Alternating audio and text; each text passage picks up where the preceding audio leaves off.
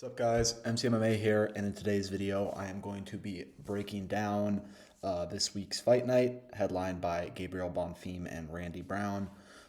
This is a fight night that, similar to last week's, looks kind of weak on paper, but I think this fight night's a lot better. I think there's a lot of interesting matchups that should be pretty entertaining, even if they're not between very popular fighters. I think that there should be a lot of decent fights on this card, and I think it's going to be a lot better than last week's fight night. Let's get right into it. All right, kicking off this card, we have got a middleweight bout between Jackson McVey and Robert Valentin. McVey, this is his second fight in the UFC. His first fight was filling in on short notice against Bruno Ferreira, in which he obviously got steamrolled. Valentin is, I believe, on a 3-fight losing streak in the UFC. I think his most recent loss was to Torres Finney, but he was a guy. He was on the Ultimate Fighter a little. No, his last loss was against Ateba Gautier, but he was on the Ultimate Fighter, and I think a lot of people expected him to win. He fought Ryan Loder in the final, and if you guys have ever watched Ryan Loder fight, you would know that he has absolutely zero striking whatsoever. But he lost to Loder, then lost to Torres Finney in an absolute snoozer, and then he got sparked by Ateba Gautier. This is a very low-level matchup. These are both guys who arguably should not be UFC fighters, but I think because of that, it could end up being a pretty entertaining fight. I am going to be picking Jackson McVey by a first-round knockout, but I could easily see Valentin doing the same thing. I do think this fight will not last very long. I think there's going to be a pretty early finish. And even though these guys both suck, it should be a pretty entertaining fight. So I'm going to be going with McVey in this one. All right, next up we have got Miles Johns versus Daniel Marcos. This is a really, really good fight, especially for the fact that it's the second fight on the prelims of an Apex fight night. This is a really good matchup, and this is a really interesting matchup. Miles Johns is currently on a 2-fight losing streak, I believe, with losses to Gene Matsumoto and Felipe Lima. So he's losing to pretty high-level fighters, but still on a 2-fight losing streak. Daniel Marcos was undefeated going into his last fight against Montel Jackson, but he lost that fight.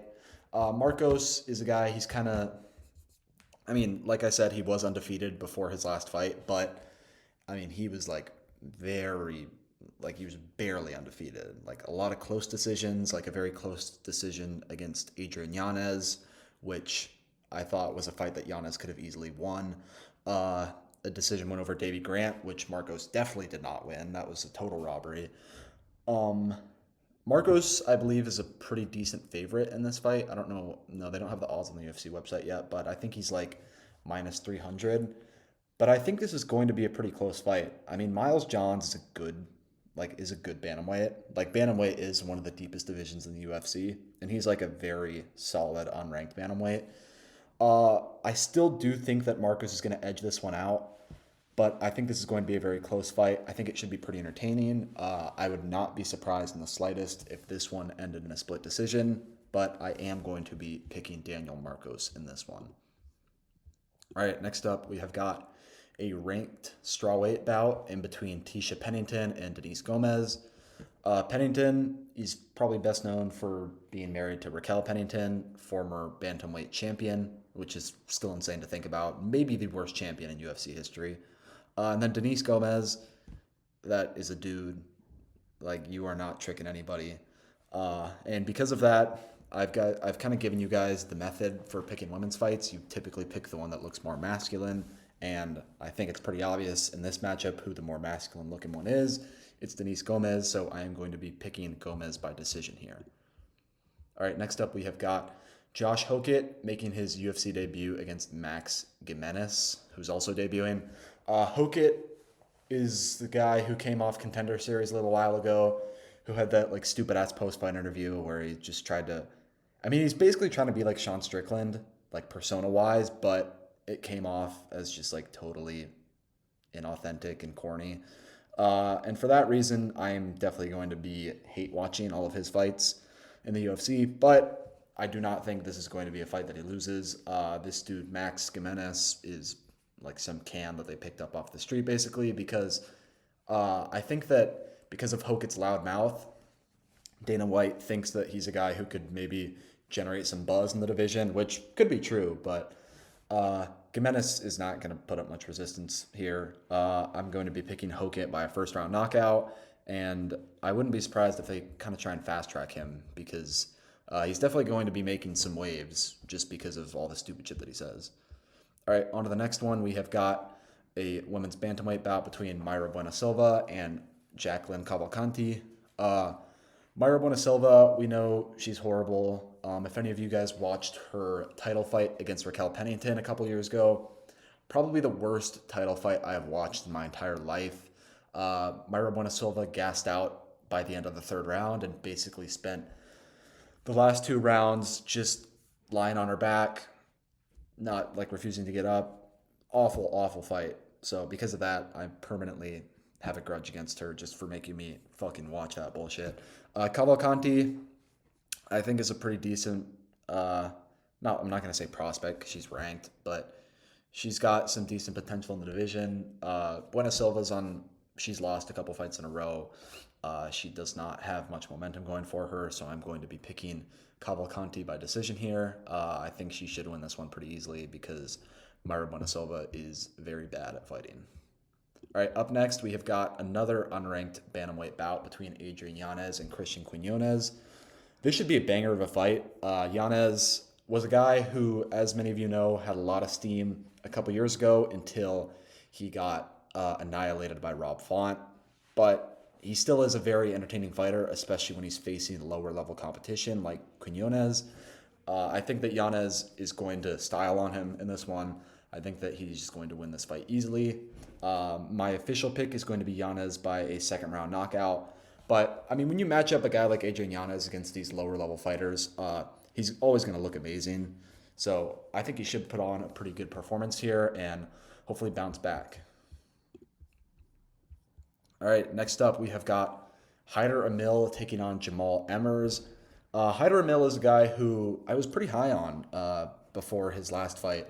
As some of you may know, he fought Jose Delgado, another very good unranked featherweight in his last fight, and he got knocked out within like a minute in that one. But Haider, he's a pretty entertaining fighter. He's kind of like, not entirely, but he has a lot of similarities to a guy like Merab in the sense that he's always pressing on his opponents. He's always in his opponent's faces, forcing the action. He's not a guy who's like shooting a ton of takedowns, but he's a very heavy volume striker, and his style is pretty entertaining because he kind of tends to just overwhelm guys, and I think he's going to do that in this fight. Jamal Emmers is not a fighter who I think is particularly special, and I think that Haider is only really going to be losing to like guys around the top 15.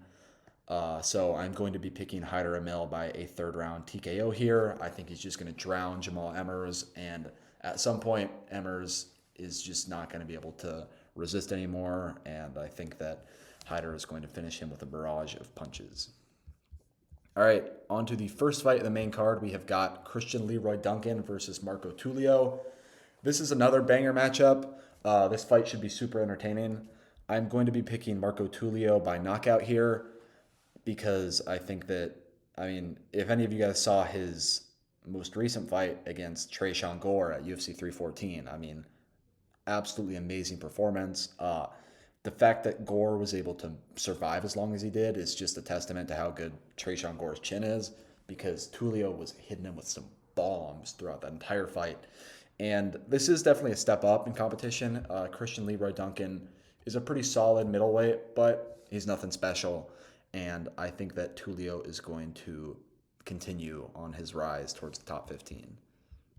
All right, next up we have got a crafty vet matchup at bantamweight between Ricky Simón and Raoni Barcelos. This is a really interesting fight. These guys are both guys who are kind of on a bit of a resurgence, especially Raoni Barcelos. I'm honestly kind of surprised that Barcelos isn't getting a ranked opponent. I kind of thought he deserved one at this point. He's coming off back-to-back wins over, actually I think he's on he's on a 3-fight win streak. And he's beaten guys like Peyton Talbot and Cody Garbrandt. Those are his 2 most recent wins. And those are both like good fighters, especially Talbot. We saw Talbot's last performance against Felipe Lima, and he was very impressive. So Barcelos is, I mean, he's a very good fighter. Ricky Simone, too, he's also on a bit of a bounce back. He's got back-to-back wins over Javid Basharat and Cameron Smotherman. I believe that Simone is a pretty decent favorite here, but I'm actually going to be picking the underdog in Raoni Barcelos. I think that he's just craftier than Ricky Simone, and I think that he's just going to find a way to win this fight. This should be a very interesting fight, though. This is kind of this is a matchup that's very even on paper, so it should be a very interesting watch. But I am going to be picking Barcelos by decision. All right, next up we have got Chris Padilla taking on Ismail Bonfim. Padilla coming off a close decision win over Jai Herbert. I'm pretty sure that was on the London Fight Night earlier this year. And Bonfim, whose brother, Gabriel Bonfim, is headlining this card, most recently lost to Nazim Salikhov after the fight got stopped by the doctor. This is another pretty close matchup, and it should be a pretty good fight. Neither one of these guys, I mean, these are guys who have both been winning fairly consistently, but whenever they face kind of the higher level competition in the unranked pool of lightweights, they haven't really been able to win fights. Actually, no, I'm tripping. Not Padilla. Padilla's undefeated in the UFC, but Bonfim is a guy who's lost to the better opponents that he's faced, such as Salikhov, like I mentioned earlier, and Benoit Saint-Denis. This is going to be a really close fight. I'm not really sure who to pick. This is definitely one of the closer fights on this card on paper. I am going to be picking Ismail Bonfim by decision here, but I would not be shocked at all if Chris Padilla won this fight. But this should be a good fight. Should be an entertaining fight. And yeah, let's get on to the next. Next up, we have got Muslim Salikhov taking on Uros Medic. Salikhov, I'm not really sure why he's fighting down against a guy like Uros Medic. Salikhov's on a pretty decent win streak, and a lot of these wins are coming by very impressive knockout, especially his last two wins against Carlos Leal and Song Kanan. So I know he called out Wonder Boy after his last fight, and I thought that was a fight that made almost too much sense. You put two old, very entertaining strikers against each other. I think it would be a sick matchup, but for whatever reason, he is fighting Uros Medic. I don't think Salikhov is going to stop here. I'm going to be picking Salikhov by knockout. The last three guys that he's beat are all better than Uros Medic. So this is a bit of a confusing matchup for me. This isn't it's nothing on Medic too. He's a pretty good fighter, but I think Salikhov at this point is just better than him, and I think that he's going to knock him out. Hopefully by another stunning knockout like his last two. All right.